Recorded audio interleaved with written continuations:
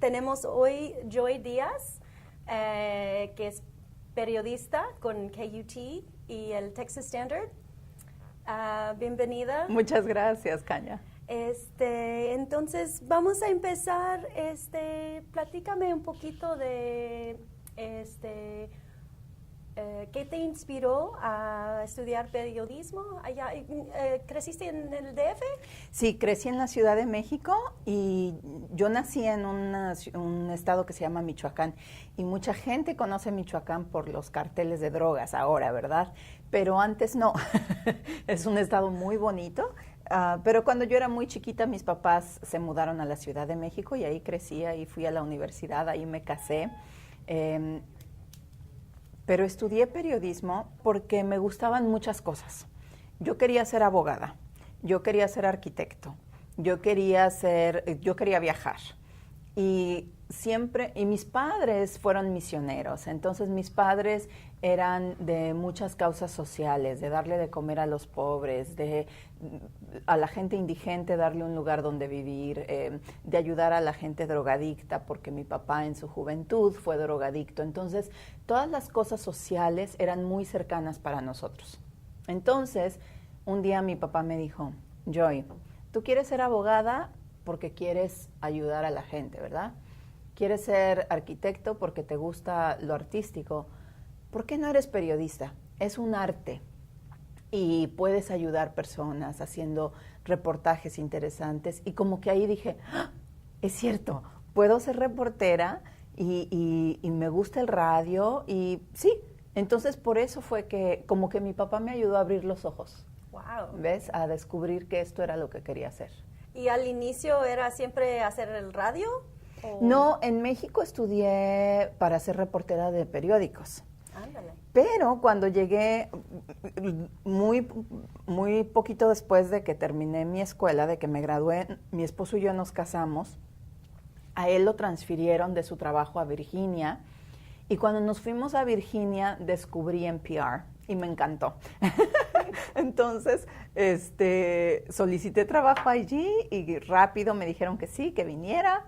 Y empecé a hacer radio. Nunca había hecho radio, pero me gustaba mucho el radio. Nosotros los latinoamericanos tenemos un affair con el radio. Estamos enamorados del radio, ¿no? Nos gusta que nos cuenten historias en el carro, en el autobús, en todas partes. Entonces, somos muy auditivos.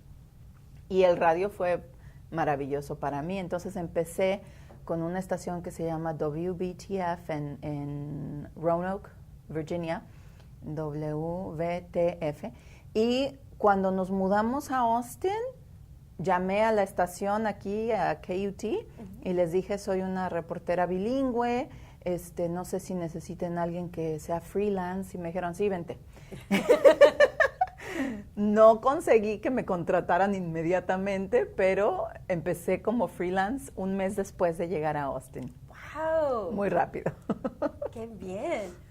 Entonces, ¿eso fue en el 2005? En el 2005, sí. Y luego, ¿tienes 2 hijos? Sí, Luis es mi esposo, Luis Díaz, y Luis y yo estuvimos casados por 10 años y no tuvimos hijos. Y cuando llegamos a Austin nos gustó y la ciudad y tal. Entonces en el 2008 tuvimos nuestro primer bebé, y después de 10 años de casados, y tuvimos una nena y dije, bueno, me voy a quedar en casa un poquito para ayudarla y tal, ¿no? Y cuando yo dije, ya estoy lista para regresar a trabajar, estaba embarazada otra vez. Entonces dije, bueno, creo que esto se tiene que poner otra vez en pausa. Y 2 años después de que nació mi segundo bebé, Fausto, entonces tenemos una niña que se llama Camila y tenemos un niño que se llama Fausto, y 2 años después de Fausto regresé a la radio. Y fue bien bonito porque como que las estrellas se alinearon, ¿no? O sea, había una vacante cuando yo la necesitaba y no creas que fue fácil, había una competencia fuerte, muchas personas solicitaron este trabajo, pero gracias a Dios me lo dieron a mí otra vez. Y bien. aquí estoy, sí. Excelente. Y bueno, ¿qué libros te gusta leer a tus hijos? Ay, mira, a mí me encanta leer. Desde que era chiquita me encantaba leer. Mi mamá y mi papá, los dos leían mucho. Mis abuelos, los papás de mi mamá leían mucho, aunque ellos eran campesinos y trabajaban muy duro, ¿verdad? Ellos trabajaban desde que empezaba el día hasta que se bajaba el sol. Pero en las noches yo me acuerdo que mis abuelos en Michoacán, mi abuelo se bañaba, se sentaba en un reclinable y se sentaba con muchos libros. Y él leía y leía y leía hasta que se dormía y al otro día se levantaba y otra vez a trabajar el campo, ¿verdad? Y mi abuelita igual. O sea, ella era una mujer que trabajaba muy duro, ¿no? De esas que iban y recogían el nixtamal y hacían sus tortillas a mano. Wow. O sea, ella trabajaba muy duro. Pero en las noches se sentaba con sus libros, con su Biblia, y leían por horas.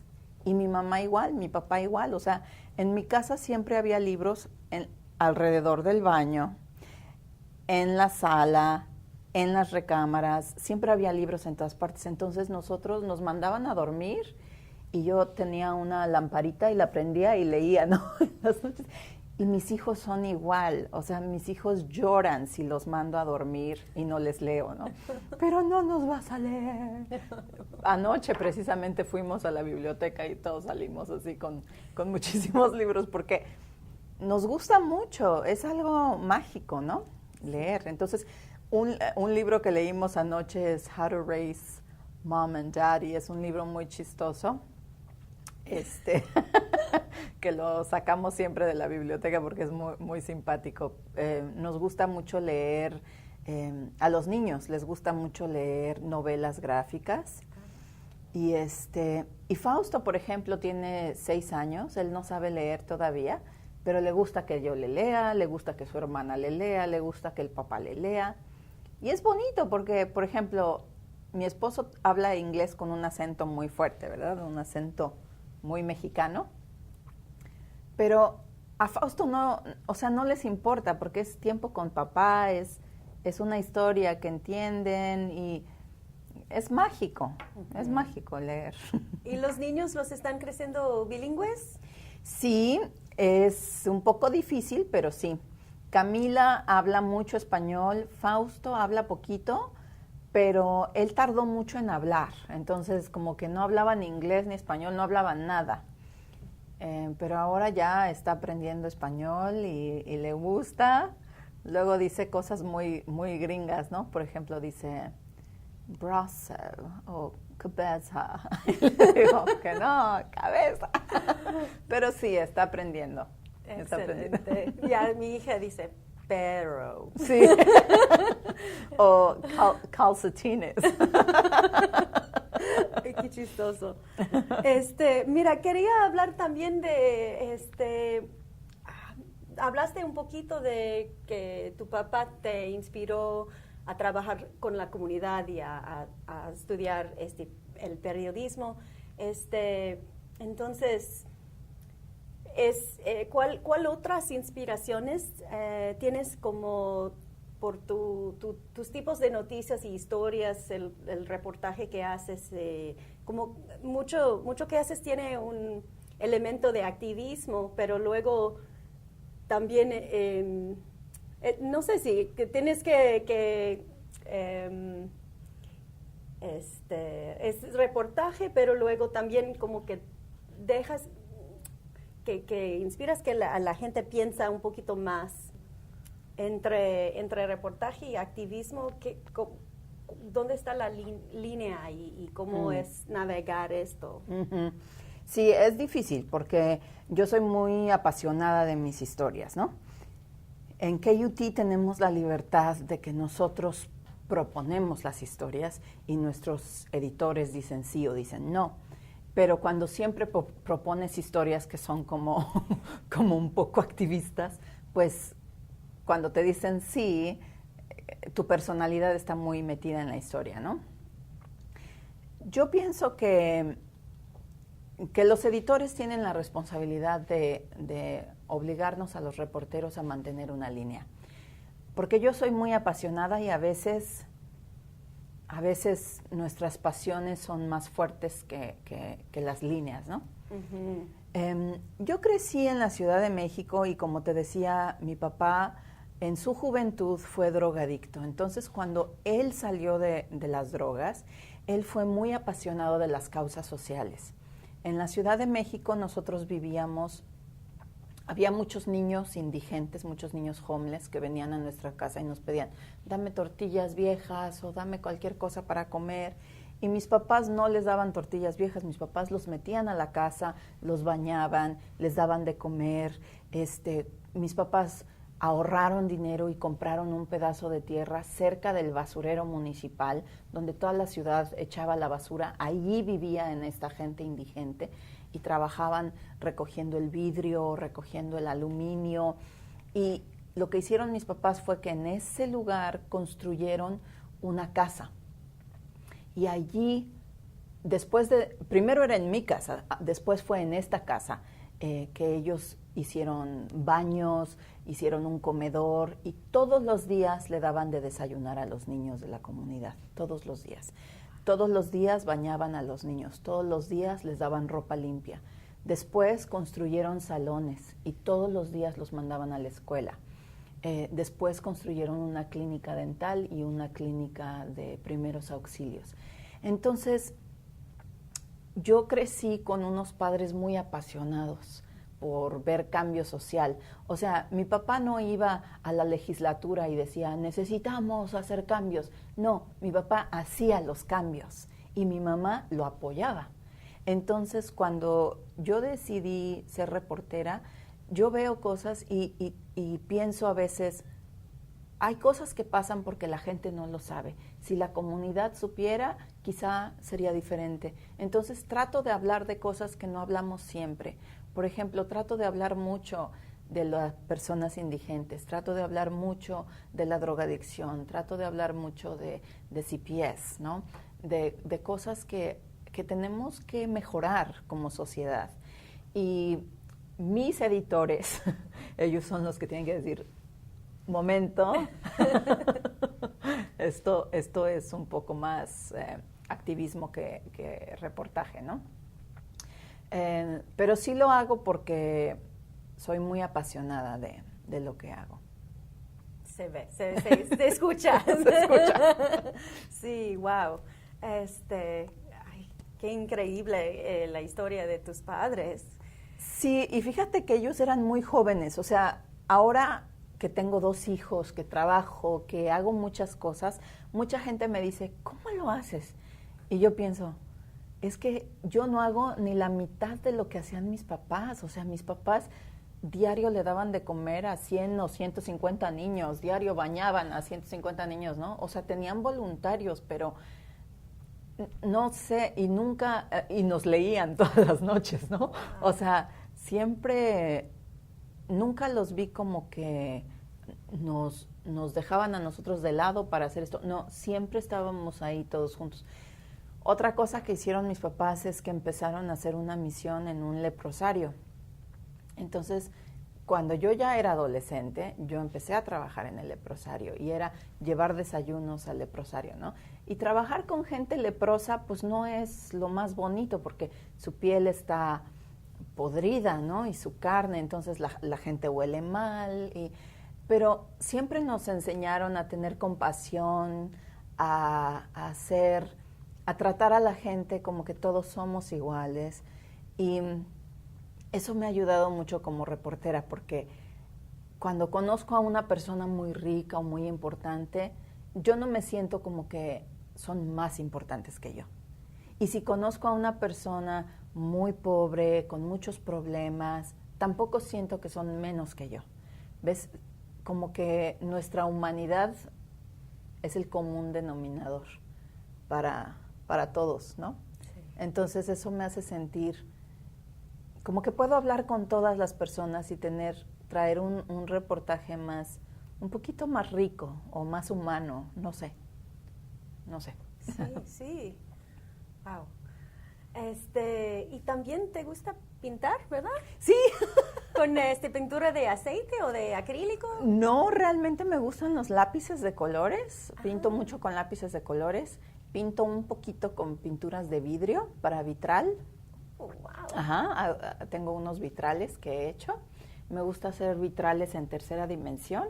Entonces hago 3 vidrios y le doy un poquito de profundidad con los 3 vidrios. Ay, sí. 3 vidrios es como que un trabalenguas, ¿verdad? 3 vidrios vitrales. Sí. Y ya no hablo español mucho, entonces a veces me quedo así como que, ¿qué estoy tratando de decir? Sí, yo viví en México unos 2 años y medio y al regresar a los Estados Unidos, soy de aquí, pero al regresar aquí tuve tanto dificultad en hablar, sí, y el cambio de la cultura, sí, todo fue muy fuerte. También sí, te quería preguntar sobre cuando llegaste a Virginia, por ejemplo. Sí. Pues, ¿cómo fue los cambios, no? ¿Cómo lo viviste? Muy difícil, muy difícil, porque mira, mi papá era New Yorker, ¿verdad? Mi papá nació en Puerto Rico, pero muy chiquito se fue a vivir a Nueva York. Entonces mi papá hablaba mucho inglés. Hablaba el inglés perfectamente, ¿no? O sea, era su segunda lengua, pero realmente fue el idioma que más usó. Uh-huh. Entonces, cuando nosotros vivíamos en México, era chistoso porque yo hacía lo mismo que los niños gringos hacen, pero los niños gringos hijos de inmigrantes, ¿verdad? Si tú tienes un niño gringo hijo de inmigrantes, los papás le hablan en su idioma natal, ¿no? Le hablan en cantonés o le hablan en italiano o le hablan en español, pero el niño responde en inglés, ¿no es cierto? O sea, entiende, pero responde en inglés, como que dice, yo soy gringo, ¿verdad? Bueno, nosotros éramos iguales en México. Mi papá nos hablaba en inglés siempre y todo lo entendíamos perfectamente, pero no hablábamos inglés, hablábamos español, porque éramos mexicanos.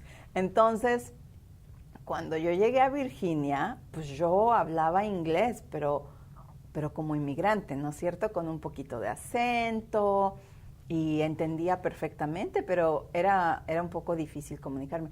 Y nosotros llegamos a un pueblito que se llama Lynchburg. Y en Lynchburg no había inmigrantes. Oh, wow. O sea, en Lynchburg habíamos, no sé, un sprinkle, muy poquitos inmigrantes. Y todos era un pueblo mayormente blanco, mayormente anglosajón. Entonces era un poquito complicado porque ellos no tenían la experiencia de conocer a otros inmigrantes y nosotros nos sentíamos pues muy nuevos, ¿no? Uh-huh.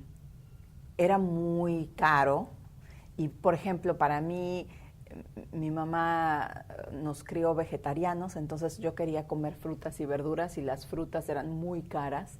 Por ejemplo, un mango en Lynchburg costaba $8, ¿no? O sea, cosas ridículas como lo que comprarías en Whole Foods aquí, pero allá era en Walmart. Entonces, eso fue un shock cultural.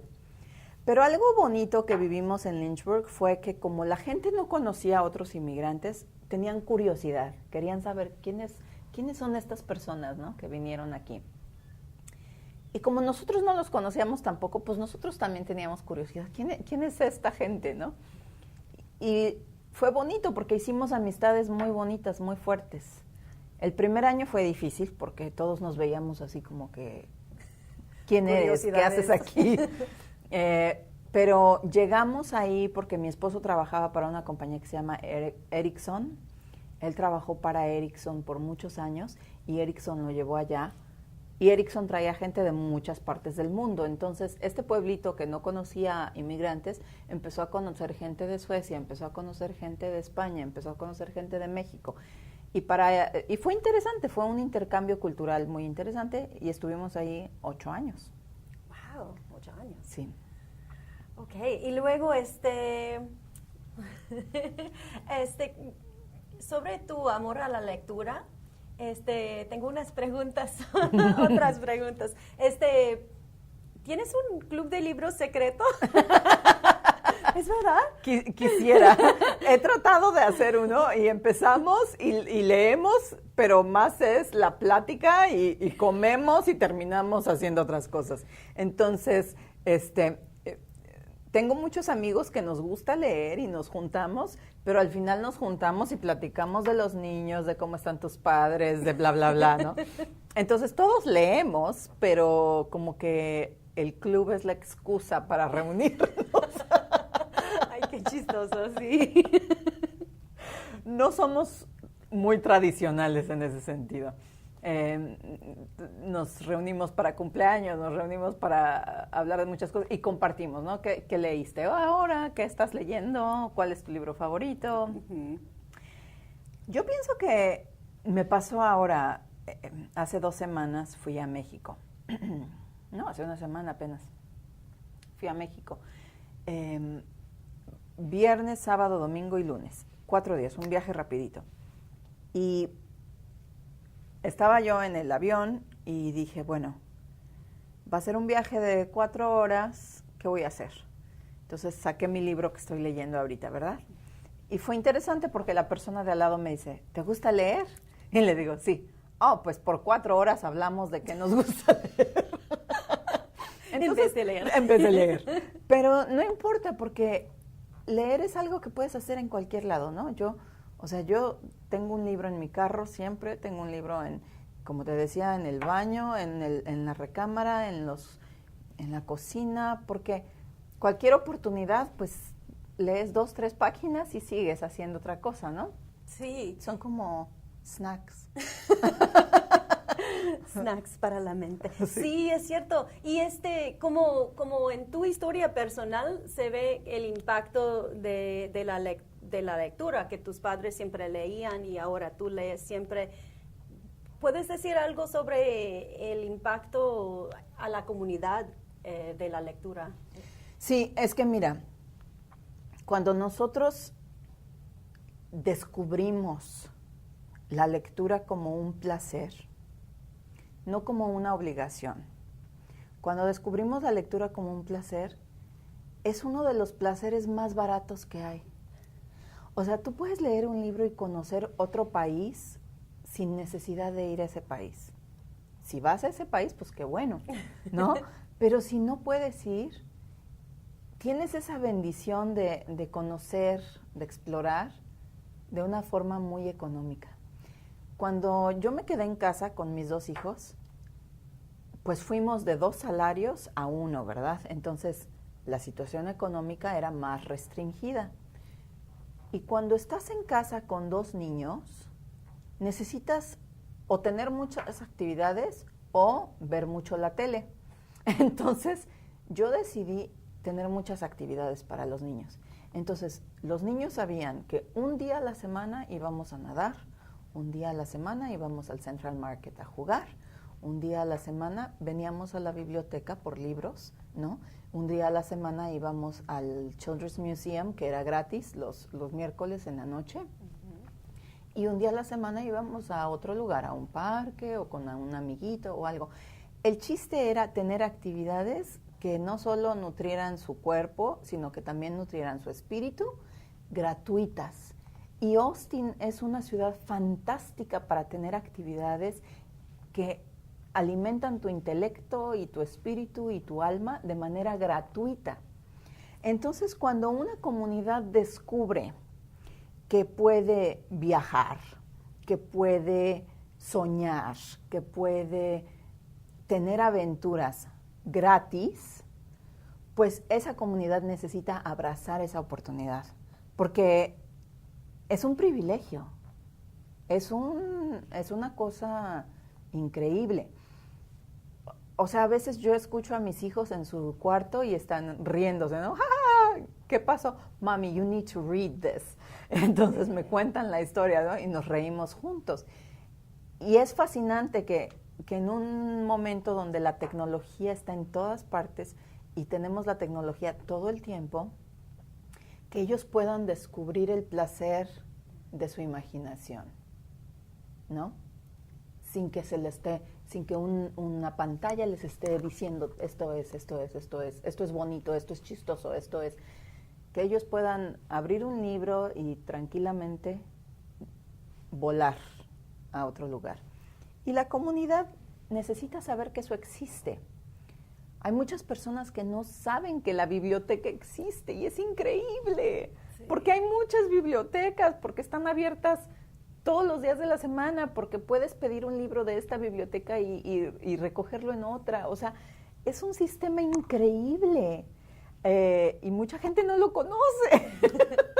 Eso se me hace increíble también. Sí, es cierto. Sí.